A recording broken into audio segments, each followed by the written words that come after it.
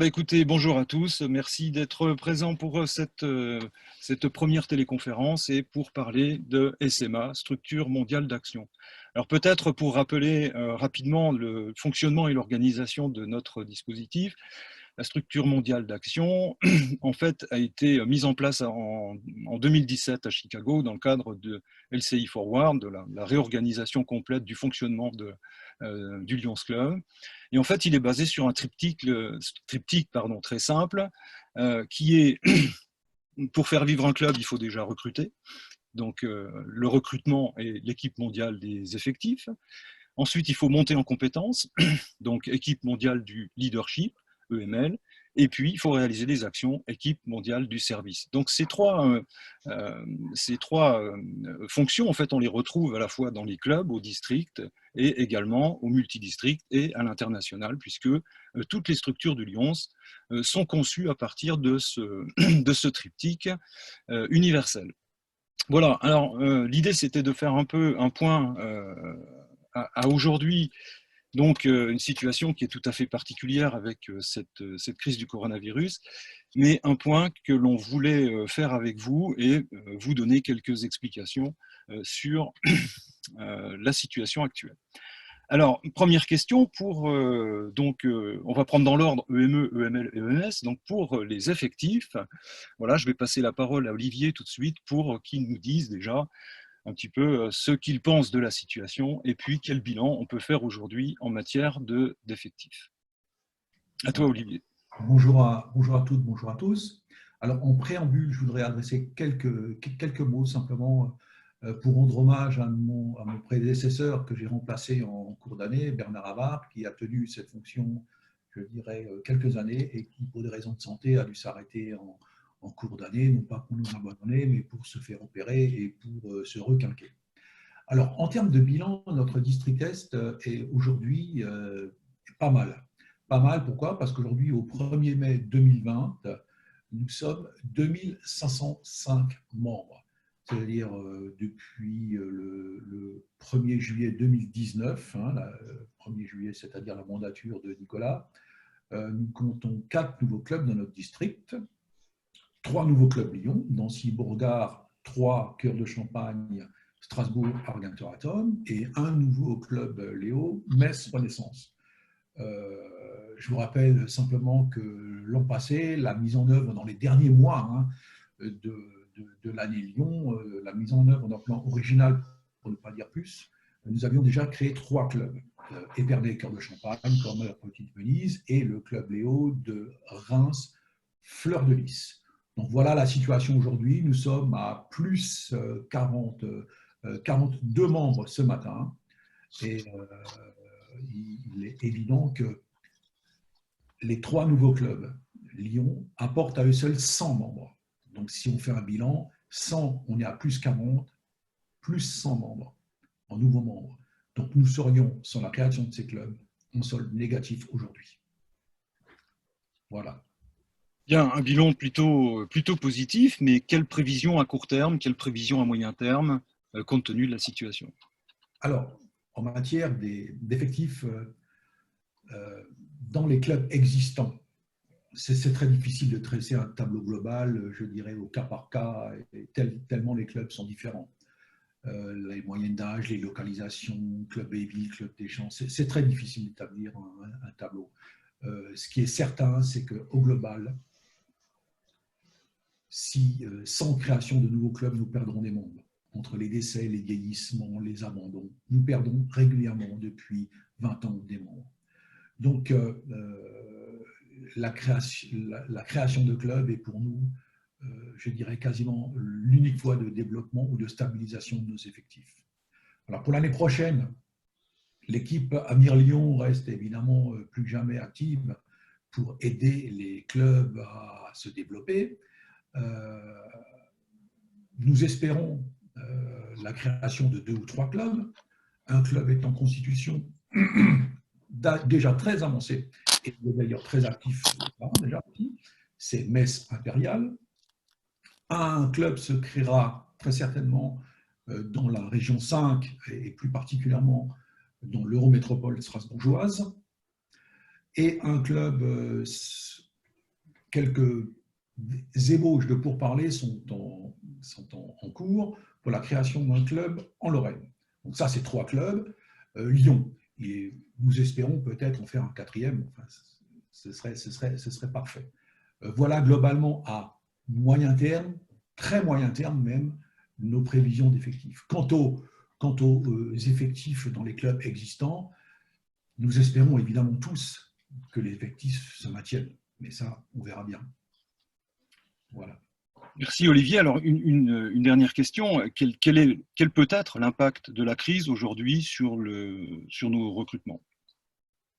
Alors l'impact de la crise aujourd'hui sur le recrutement est varié. Certains clubs ont baissé le rideau. Merci, circuler, il n'y a rien à voir, on se revoit en septembre, bonnes vacances.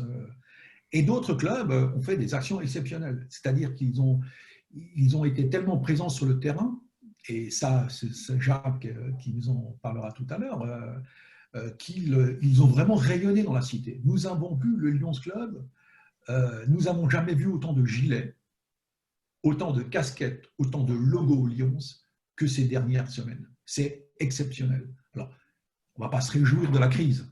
Attention, hein, ne me faites pas dire ce que je n'ai pas dit.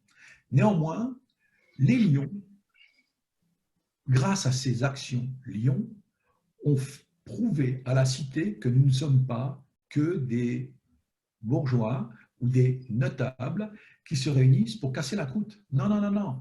Nous avons pu démontrer par l'action que les Lions sont des gens au service de la cité quand on a besoin d'eux.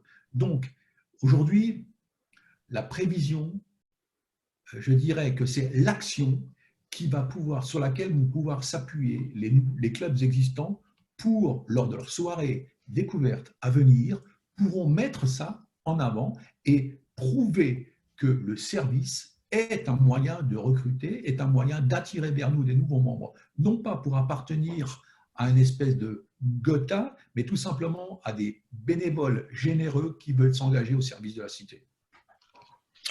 Merci, voilà une belle opportunité à saisir pour l'ensemble des clubs. Bravo pour tout ce qui a été fait au niveau des effectifs cette année.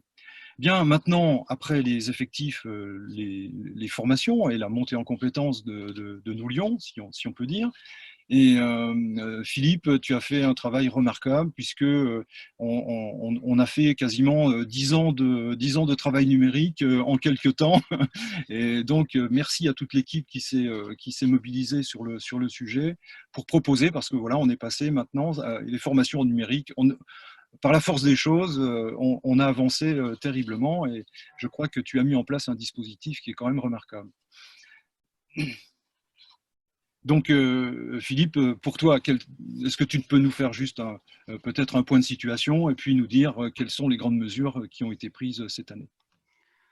Effectivement, la crise nous a obligés à annuler toutes les réunions présentielles, hein, qu'elles soient destinées aux membres dans le cadre des FAC, hein, forums, ateliers numériques, conférences du Lions Club International, mais également pour les futurs présidents de zone, puisqu'ils sont, comme tout le monde, formés à leur mission, et donc tout a basculé en 100% numérique.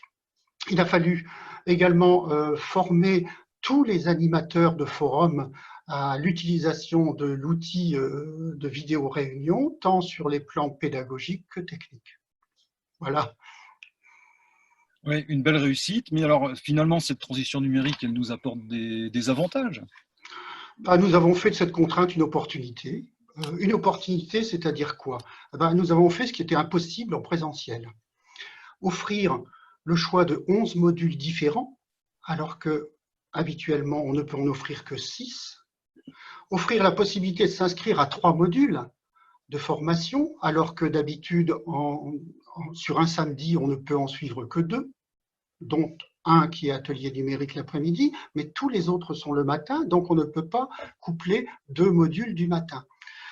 Et puis, également, le choix de suivre ces modules, soit en journée, soit le samedi, soit le soir. Ce qu'on ne pouvait pas faire en présentiel. Vous vous souvenez, il y a plein de professionnels qui, le samedi, travaillent et n'ont jamais pu suivre ces forums. Voilà. Donc, on a transformé le présentiel en virtuel et on a utilisé l'opportunité de la souplesse des vidéo-réunions. Super, bravo, c'est vraiment une très très belle réussite. Alors l'année prochaine, on continue? Oui, alors pourquoi on continue? Tout simplement parce que d'abord, on a de l'expérience. Hein, nous connaissons bien l'outil Zoom depuis 2 ans, bien avant que le grand public le découvre, puisque le district l'utilise presque quotidiennement. Hein, pour information sur l'année 2018-2019, on a déjà fait une quarantaine de réunions via Zoom.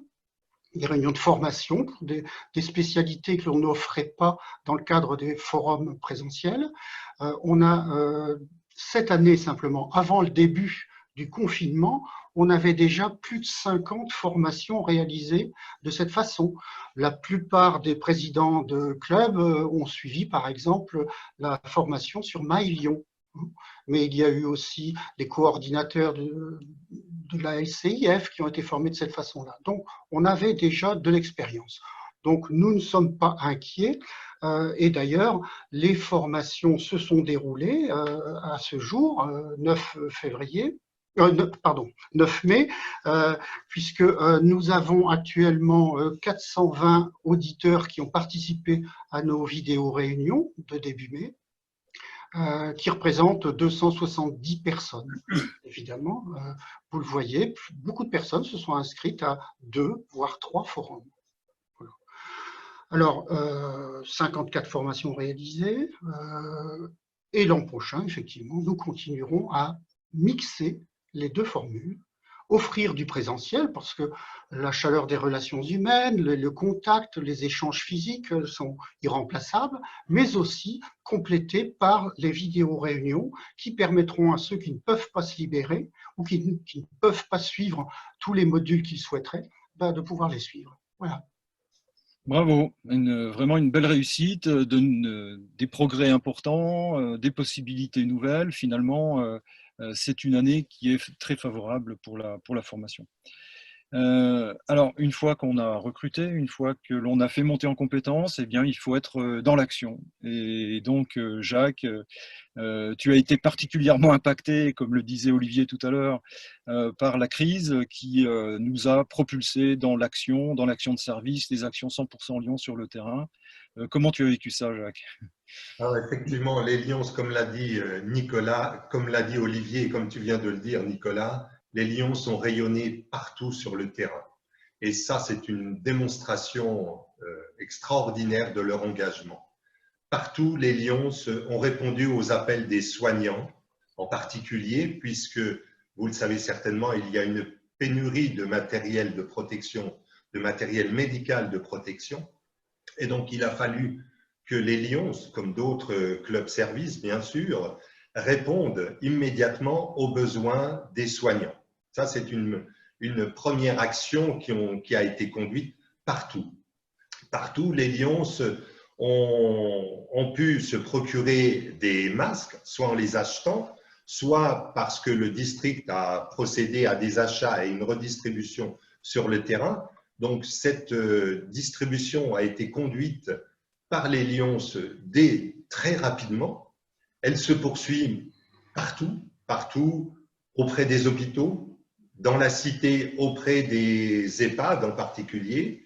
Et là, maintenant, bon, les besoins sont toujours très importants, que ce soit besoin de gel hydroalcoolique, par exemple, besoin de surblouse. Là, tous les soignants en manquent cruellement et les Lions sont présents. Je prends l'exemple de cités qui n'avaient rien. Je pense aux hôpitaux de Châlons, de Reims, qui ont été pourvus en surblouse par les clubs de ces villes. Ces clubs qui ont mis en place un réseau de 270 couturières qui, par exemple, ont fabriqué 9000 surblouses. Voilà un exemple de ce qui se fait. Et je sais que partout, que ce soit en Alsace, en Lorraine, en Champagne, en Ardennes, dans les Ardennes, partout les Lions sont présents pour soutenir les soignants. Et ce n'est pas tout, parce que non seulement les Lions soutiennent les soignants, mais ils apportent aussi par différentes actions soit des paniers repas pour soutenir les populations qui en ont besoin, soit des chocolats, des friandises ou des repas pour améliorer le quotidien des soignants dans les établissements hospitaliers ou dans les établissements sociaux, maisons de retraite ou établissements spécialisés. Partout, on voit, comme l'a dit Olivier, les gilets jaunes, mais des Lions, les gilets des Lions, les casquettes des Lions, partout sur le terrain. Partout, les Lions rayonnent et ça, c'est extraordinaire et c'est remarquable et c'est ce qui, je pense, va entraîner tous les Lions à poursuivre leur chemin et à attirer d'autres personnes pour rejoindre les clubs. Effectivement, c'est la question que je voulais te poser. Donc, quel va être l'impact imaginable sur notre image, en fait, et sur ce que l'on représente, en fait, sur nos territoires? Moi, je pense que l'image a changé complètement, hein. D'ailleurs, beaucoup de personnes avec qui les Lions travaillent, je pense aux soignants ou aux personnes qui travaillent en première ligne face au coronavirus, ne connaissaient pas le Lions Club ou très peu le Lions Club. Et maintenant, ils savent que le Lions Club est là pour servir, est là pour aider, pour soutenir ceux qui en ont besoin dans la cité. Et je pense que c'est une image qui est en train de changer considérablement partout. Et même au sein des clubs, je crois qu'un nouvel engagement, une nouvelle dynamique est née parce que là, tous les Lions se sentent utiles dans l'action qui est conduite actuellement et qui, malheureusement, certainement, va devoir se poursuivre encore dans les semaines et les mois qui viennent. Merci. C'est vrai qu'on peut faire cette conclusion positive et optimiste. C'est vrai qu'au début du confinement, on était un peu inquiet puisque l'ensemble des clubs s'étaient mis en sommeil et on se demandait comment on allait se remettre en action et se remettre au service de notre entourage. Et finalement, les Lions jouaient le jeu. Je pense que c'est ce qu'on peut retenir. Grâce aux outils informatiques, on a pu rester en contact, on avance avec les nouvelles technologies, et puis en termes d'image, finalement, on montre aussi ce que l'on est capable de faire, qui on est, ce à quoi l'on sert. Donc voilà, tirons cette conclusion positive dans un environnement plutôt difficile. On peut féliciter tout le monde. Donc je vous invite à continuer sur cet espace numérique, continuer à vous promener sur les différentes vidéos qui ont été mises à votre disposition. Et puis on se retrouvera bientôt pour un temps d'échange où vous pourrez continuer à nous poser des questions. Merci à toutes et tous et à plus tard.